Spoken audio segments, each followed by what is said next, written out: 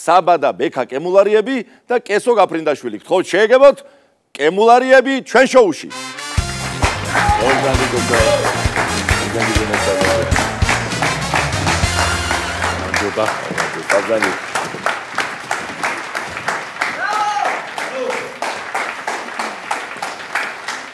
მოგესალმებით. ძვირფასო ხალხო და მივესალმებით თქვენს ულამაზეს ოჯახს. ძალიან ლამაზად მღერით. სიმღერა გიყვართ და თან ამ სიმღერას ისე ოსტატურად უზიარებთ მაყურებელს, რომ მე დარწმუნებული ვარ, რომ არავინ გულგრილი არ დარჩება და ყველას მოეწონება, ვინც კი მოისმენთ თქვენ სიმღერას და მოსმენის საშუალება ნამდვილად ექნება, ვინაიდან სულ რაღაც 2 დღის წინათ ტელეიმედზე დაიწყო ერთ-ერთი უსაყვარლესი პროექტი. არა მარტო ჩემთვის, არამედ 100,000-ობით მაყურებლისთვის, რომელიც ერთგულად უცქერს პროექტს სახელწოდებით მიმღერე. ასე რომ მიმღერეს მონაწილეები არიან დღეს ჩვენი სტუმრები. თან ჩემი მეგობრები და ძალიან ძვირფასი ხალხი. ჯერ კესოს მინდა დაუსვა შეკითხვა და ასეთი რამ მინდა ვკითხო. ცოლობაზე უფრო მარტივად დაგითახმა შენ საბამ, თუ მიმღერეზე უფრო რთული იყო შენი დათანხმება, როგორი იყო ამ ხრივს ვითარება? ცოლობაზე არ მიყვაყმანია. ძალიან მარტივად მივიღე გადაწყვეტილება, საერთოდ მიმღერე უფრო რთული იყო ჩემთვის გადაწყვეტილების მიღება. მაგრამ სხვა ჩვენს ბავშვობიდან ღერის სხვადასხვა საკრავზეც უკრავს, ეხლა გიტარაზეც დაუკრავთ და ძალიან დიდი მადლობა მინდა გითხრათ მოწვევისთვის, ესეთი არაჩვეულებრივი წარდგენისთვის და ჩვენთვის мотиваცია ეს ყველაფერი. ძალიან დიდი მადლობა. და დღევანდელი დღე მინდა მივილოცოთ აუცილებლად ყველას ოჯახის სიწმინდის დღე და ყველა ოჯახს მინდა უსურვოთ ბედნიერება, ყველას გვინდა ერთად უსურვოთ ბედნიერება, სიხარული, ხვავი და ბარაკი. ენარჩვარი, გისმენოთ მეთქვა.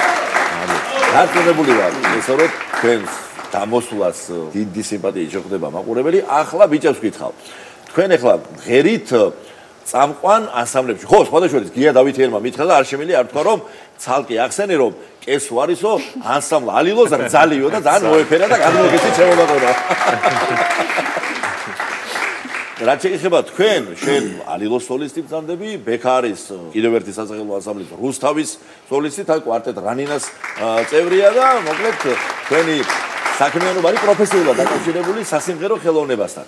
და როგორ წესი ეკითხებიან ხოლმე რესპონდენტებს, რომ აი ბავშვობაში გაიხსენეთ დღე, როდესაც დაუკავშირე შენი ცხოვრება სიმღერას, აი სიმღერა როდის შემოვიდა, თქვენ ისეთ ოჯახში ხართ გაზრდილები, რომ პირიქით უნდა კითხოთ, რომ თუ გახსენდება დღე, რომ სიმღერასთან არ იყოს დაკავშირებული. პირიქით არის მაგიას. უკუღმა ასინეთ ემზიაროს. ალბათ ეგეთი პერიოდი ყოფილა ჩემი აზრით, ეხა გარდატეხის ასაკში, როცა რაღაცა ხმა მუტაციას განიცდის, თუმცა ამირან გულში მღეროდაო და ყოველთვის გულში მაინც ვიღინები, როცა ხმა არ მოყვებოდა. ნუ პატარები ერთად ღერით 5 წლიდან დავიწყეთ მღერა, ერთად ღეროდი სხვადასხვა ანსამბლებში, ხალხურ ჯგუფებში, ასევე საესტრადო მიმართულებით. გარკვეული პერიოდის შემდეგ დავიწყეთ უკვე ტაძარში გალობა. ანუ მე ვიყავ პირველი ხმა ბავშვობაში.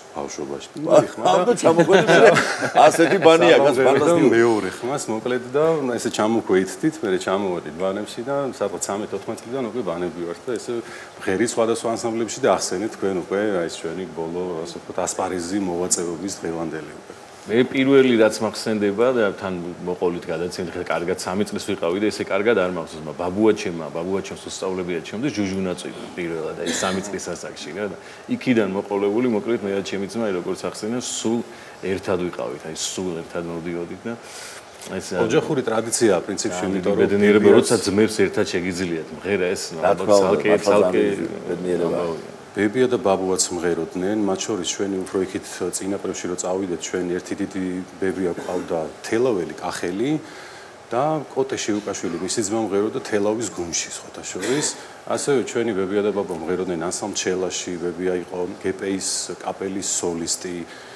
ჩემი შობლების მღერიან და ეს ტრადიცია რაღაცა ჩვენს განვაგზავნეთ, იმიტომ რომ ესოც მღერის, ჩემი მეუღლეც მღერის, ასე ვთქვა და ნიკოლოზზეც ახალთაობაზეც აისახა ეს ყველაფერი, ერთად ვიღინებთ ხოლმე რაღაც ოჯახური კვარტეტი გვაქვს ამ შემთხვევაში თბილისში და ზუგდიდში როცა შევდივართ, უფრო რაღაც დიდი შემოგვიდგა. სანამ შემოვიდოდით სტუდიაში, ჩემთვის ფიქრობდი რომ რაღაცა რა შეიძლება ეხლა სამმა ჩავწეროთ ახალი სიმღერა, ისეთი ჯერ ესე არ ჩაგვიწერია რაღაცნაირად თითქოს პრეზენტაცია გაკეთდა მიმღერესი და თქვენთანაც ახლა აქ ვართ სტუმრად სამივენი ერთად და კესოვარი ნონა გაფრინდაშვილი ძმის შვილიშვილი რა და ბატონო უცებ ვიფიქრეთ ჩემთვის თან ცოტა ხუმრობითაც მაგრამ ალბათ ხუმრობით არა რომ აი ჭადრაკის და ფანქცევ მიწაზე სამეფოს ჩაწეროთ ალბათონი კარგი დიდი ალბათონი მოვა თქვენთან მოვალთ მაგის დიდი სიხარულით გიმასვიდა პრემიერად ახლა რა გამახსენდა იცი თელავი ახსენეთ და ახსენე ჯუჟუნაწვიმა ხო შენ 13 სასახშია და დიდი პიროვნება და კახური სიმღერის უძველესი ტრადიციების ერთ-ერთი საუკეთესო მცოდნე და უკანასკნელი მოჰიკანები ვიტყოდი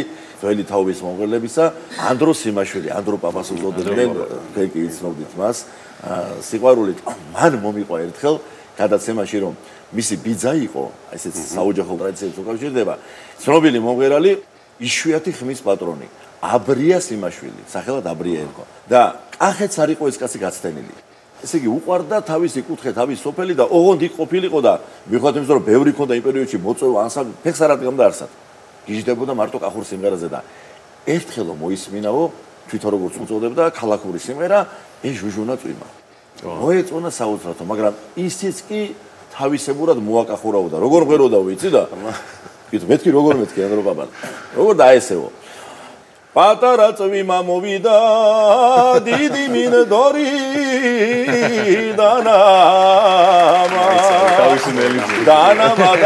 დანამა დიდი მინდორი დანამა ესე გააკახურო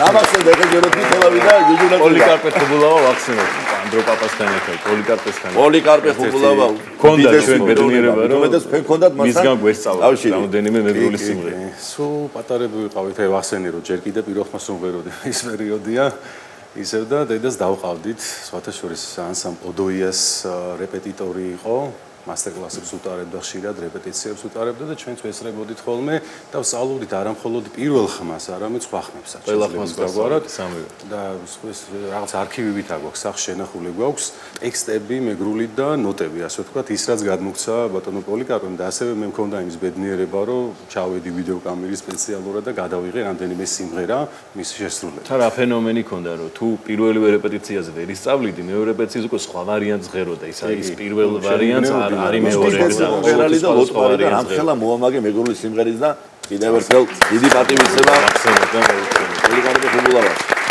ახლა პატარა ნიკოლოზზე მინდა კითხოთ მითხარით ის როგორ მეგობრობს სიმღერასთან და რა ნიჭი უჩანს ამ 5 წლის ვაჟკაცს ძალიან უყვარს სიმღერა ცდილობს რაღაცეებს მამას და ბეკას რო ხედავს ხოლმე ტელევიზორში სულ გაუცებული უყურებს ახლა. ჩემი კვარტეტის სიმღერებია დაზეპირებული. ხო არა, დაждდება და მაგალითად შამირთე მამი შამირთე დედი და უსმის ხოლმე და ღიღინებს ძალიან კარგად ყვება სხვათა შორის მინდა. მითხარით მიმღერეში ხო არ აპირებთ რომ ნიკოლოზი ჩაერთოს თქვენთან ერთად, ა? ეხლა მიმღერეში წინგველის ხალხურების ტური ძალიან უყვარს ჩოხა, ვაპირებთ რომ ჩავაცვათ, წავუყვანოთ და შეიძლება მამასთან და ბეკასთან ერთად მოინდომოს სცენაზე დადგომა და სიმღერა. დიდი შანსი. ძალიან კარგი იქნება და დაველოდებით ინტერესით. ამ ტურსაც. ახლა დღეს რა სიმღერებს კემულარიების ოჯახი ჩვენ შოუში. დღეს შეგისრულეთ მაცაცო სებისკვერაძის ყველასთვის საყვარელ სიმღერას მინდვრად დაგიჭერ პეპელას და სხვა შორის ქალბატონი მაცაცო არის ჩემი ნიკოლოზის, ჩვენი ნიკოლოზის ნათლია და ბატონო კიდევ ერთი საფუძველი რომ ბედნიერები ვართ რომ ესეთი მუსიკალური ნიჭი კონდეს გამორჩეული. ხო?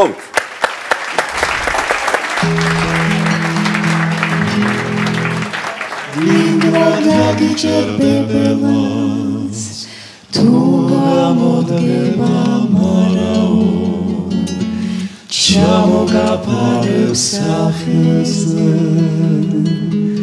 დამზის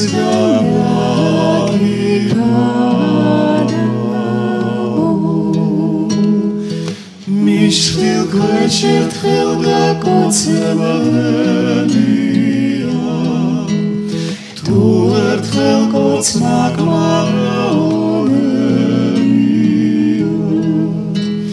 მინდვრად დაგიჭერ პეპელას ნელია თუ გამოდგება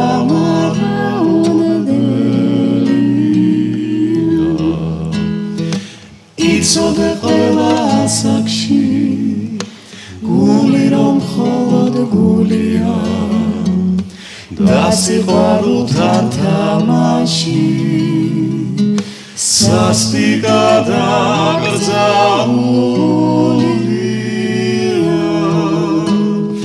როგორც უთქვამთ ასაკიოგენია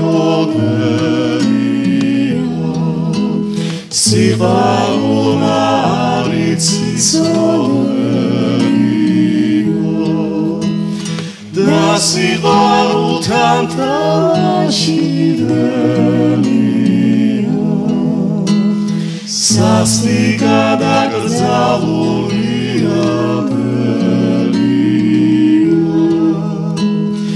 სასტიკა დაკრძალულია